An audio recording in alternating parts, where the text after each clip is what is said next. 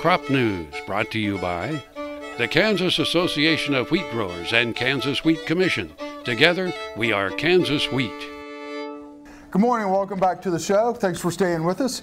We're at the 2013 No-Till on the Plains Conference in Salina, Kansas. Beautiful Salina, Kansas, that is. At the Bicentennial Center, we're joined by Ryan. It's good to see you again. Thanks for being on again. We had you on last year. This year you're talking about no-till for beginners. Yes. Someone wants to get started in no-till. What's the first thing they should do?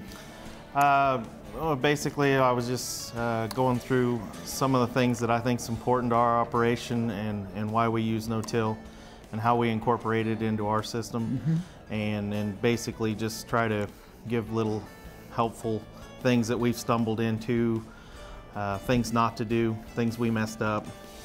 Just try to give you a basic understanding of why we do it, where we're trying to go with it, and how we got there. How'd you get started?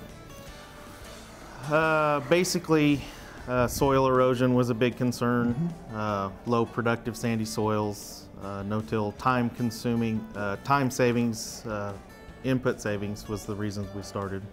And what's that done to your topsoil? I mean, being in a sandy type soil, I would imagine topsoil is probably extremely important to you. Yeah, the soils have been torn up quite a bit from massive tillage for 100 years, so we've basically, been able to slow that destroying the soil down, and started, in some cases, we've actually started rebuilding our topsoil. So, 100 years? Does it take 100 years to fix it? It'll probably take longer than that.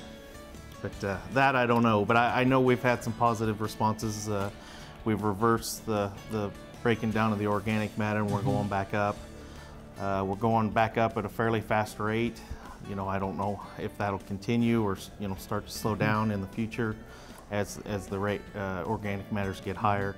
But right now we're having a real positive change in organic matter, and that also leads to better infiltration, better water retention, better nutrient retention, and just kind of snowballs from there.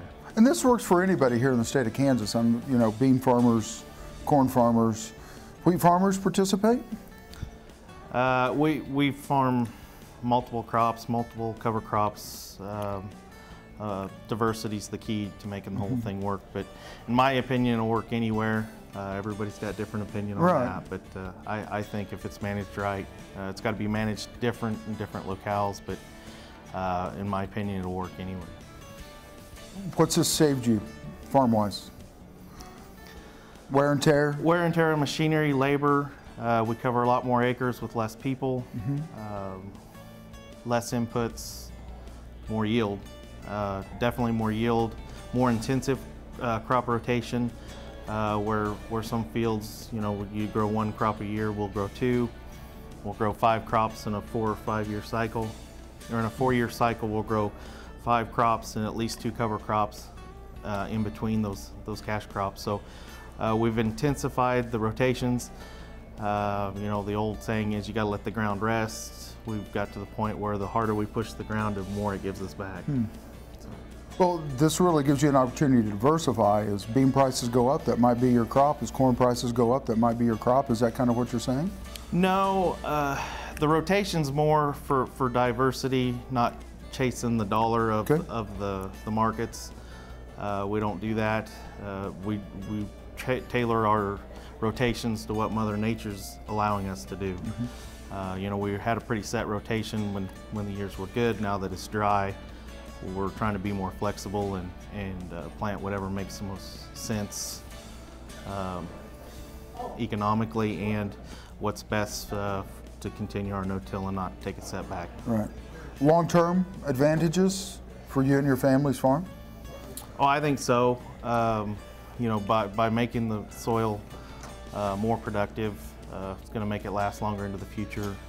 We can sustain, I think, as we continue, down the road 10, 20 years, we'll be able to handle droughts better, weather extremes, floods, by increasing the soil organic matter, and I think we'll be able to handle those extremes much more. Come through them better on the other side. Yeah. Perfect. Yeah, long term. Ryan, thank you for your time. It's good to see you again. Good Thanks for spending time with me.